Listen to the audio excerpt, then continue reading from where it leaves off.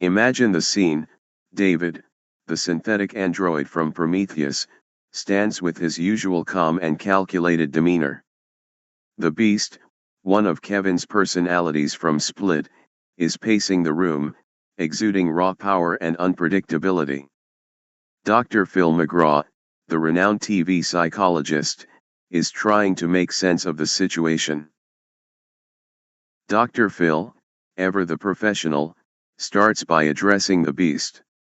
Now, Kevin, I understand you have many personalities, but let's try to focus on the one that's here with us now. What are you feeling? The Beast snarls, "You think you can understand me? I am beyond human comprehension."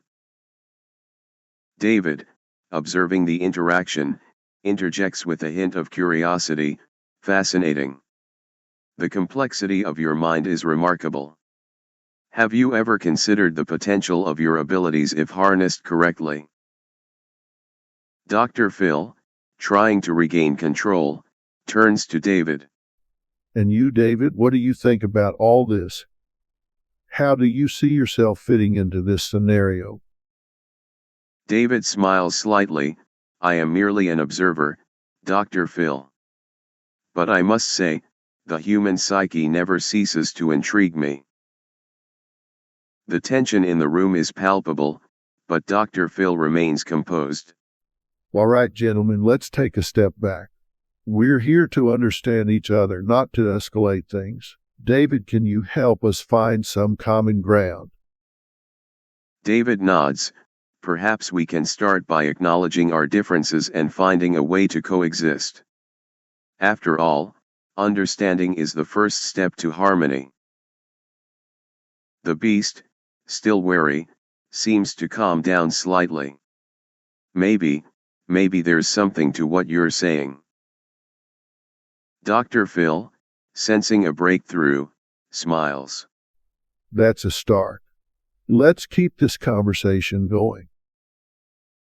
The room's atmosphere shifts dramatically as Lord Voldemort materializes, his presence immediately commanding attention. His cold, snake-like eyes scan the room, taking in David, the Beast, and Dr. Phil. Voldemort's voice hisses, "What is this place? Who dares summon me?" Dr. Phil, ever the mediator, steps forward cautiously. Now, Voldemort, we're here to understand each other. Let's try to keep things civil.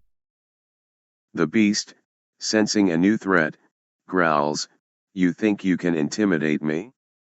I am the Beast." David, intrigued by the sudden appearance of the Dark Wizard, tilts his head slightly. "A powerful entity indeed. Your abilities are quite extraordinary." Voldemort sneers, "You are all beneath me. I seek only power and domination." Dr. Phil, trying to maintain control, addresses Voldemort directly. Power and domination won't bring you true fulfillment. Let's explore what you're really seeking. Voldemort's eyes narrow, but he seems momentarily intrigued by Dr. Phil's calm demeanor. "You think you can understand me, Muggle?" David interjects, "Perhaps understanding is the key to unlocking greater potential. Even the most powerful beings can benefit from introspection." The Beast, still wary but curious, adds, "What do you know of power, wizard?" Voldemort's expression softens slightly, a rare moment of contemplation. "Power is everything, but perhaps there is more to it." Dr. Phil seizes the opportunity. Exactly. Let's explore that together. We might find common ground yet. As Dr. Phil vanishes, the room's atmosphere shifts once more, becoming tense and foreboding. In his place stands John Kramer, also known as Jigsaw, the mastermind behind the saw traps. His calm, calculating demeanor contrasts sharply with the chaotic energy of the room. Jigsaw surveys the room, his eyes cold and analytical. "Hello, everyone. I want to play a game. The beast, sensing danger, growls, "You think you can control me with your games?" David, intrigued by Jigsaw's presence, steps forward. "A game, you say? What are the rules?" Voldemort, unimpressed, sneers. You dare challenge me, Muggle? Jigsaw remains unfazed. Each of you has a choice. You can continue down your current path, or you can face your fears and find redemption. The choice is yours. David, ever the observer, asks, "And what do you gain from this, John?" Jigsaw's expression remains stoic. I seek to teach you the value of life, to make you appreciate what you have. The beast, still wary, snarls, "I need no lessons from you." Voldemort, his curiosity piqued, asks, And what if we refuse to play your game?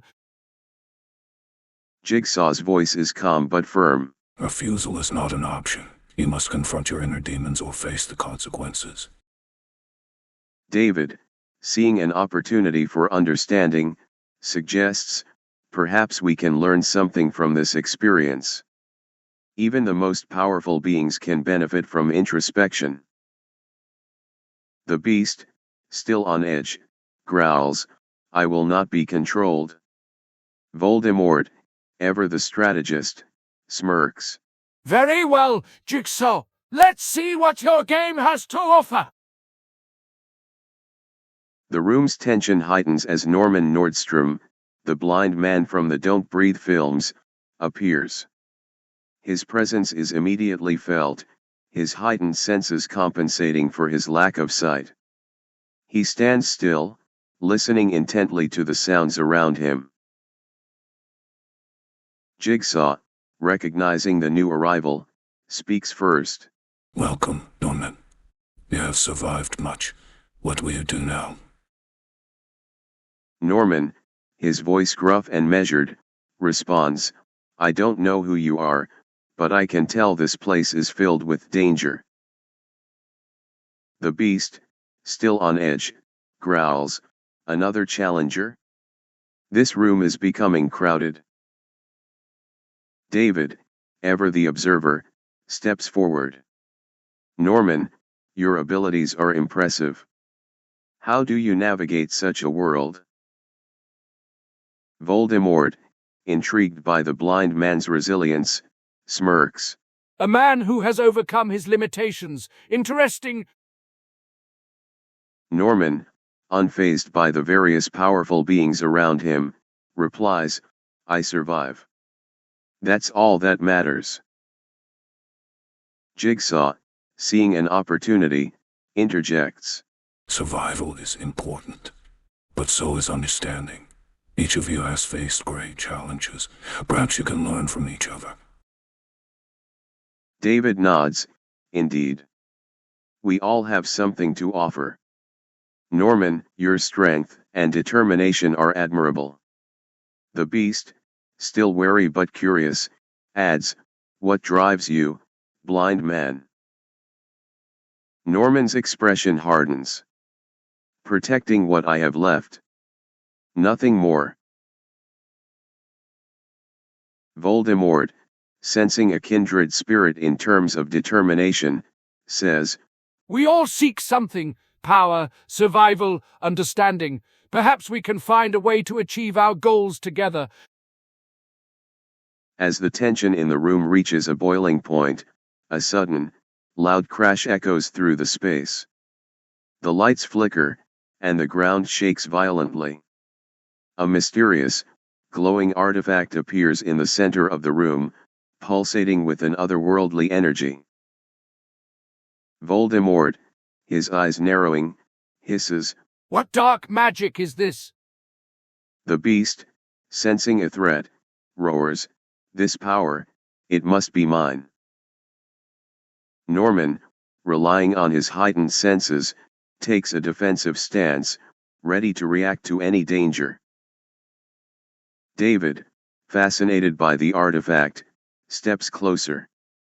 This energy source is unlike anything I've seen. It could be the key to unlocking unimaginable power. Jigsaw, seeing the escalating tension, tries to intervene. Everyone calm down. This artifact could be dangerous. We need to approach it with caution. But it's too late. The beast lunges first, his primal strength and agility making him a formidable opponent. He swipes at the artifact, but before he can reach it, Voldemort raises his wand and shouts, Petrificus totalis. The spell hits the beast, momentarily freezing him in place. Norman Nordstrom, relying on his heightened senses, moves swiftly through the room. He uses his keen hearing to track the movements of his opponents, dodging spells and attacks with remarkable precision. He grabs a nearby chair and hurls it towards Voldemort, who deflects it with a flick of his wand. David, the synthetic android, analyzes the situation with lightning speed. He calculates the best course of action and moves to intercept the beast, who has broken free from the spell. David's advanced strength and speed allow him to grapple with the beast, their struggle a clash of raw power and mechanical precision. Jigsaw, seeing the escalating violence, tries to intervene. This isn't the way. We need to stop this madness. But his words are drowned out by the sounds of battle. Voldemort, his eyes gleaming with dark intent, casts another spell.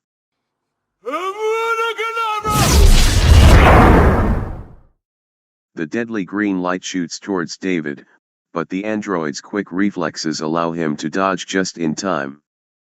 The spell hits the wall, leaving a scorch mark.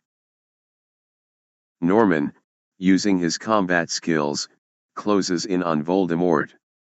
He swings a makeshift weapon, aiming for the Dark Wizard's wand hand. Voldemort, caught off guard, narrowly avoids the blow and retaliates with a blast of magic that sends Norman sprawling. The beast, now free from David's grasp, roars in fury. He charges at Voldemort, his immense strength shaking the ground. Voldemort conjures a shield, but the beast's raw power shatters it, sending the Dark Wizard flying. David, seeing an opening, moves to secure the artifact. But as he reaches for it, the artifact pulses with energy, sending a shockwave through the room. Everyone is thrown back, momentarily stunned. As they recover, the artifact's glow intensifies, feeding off the conflict. The room is filled with a cacophony of roars, spells, and clashes, each character pushing their limits in a desperate struggle for dominance. Suddenly, the room collapses in on itself and everyone disappears with it. Dr. Phil jolts awake, his heart pounding. The room is dark and quiet, a stark contrast to the chaos of his dream. He sits up, trying to shake off the vivid images of David, the Beast, Voldemort, Jigsaw, and Norman. He mutters to himself, What a bizarre dream. I need to stop watching horror movies before bed. As he gets up to get a glass of water, he can't help but reflect on the strange encounter. Each character, with their unique powers and motivations, had created a surreal and intense scenario. Despite the chaos, there had been moments of potential understanding and cooperation. Dr. Phil chuckles softly. Maybe there's a lesson in there somewhere. Even the most unlikely individuals can find common ground. He takes a deep breath, feeling the calm of his familiar surroundings. The dream fades, but the sense of curiosity and wonder lingers. What other strange and fascinating scenarios might his mind conjure up next? As Dr. Phil is drinking the last of his glass of water, he hears Voldemort's faint voice from outside the house.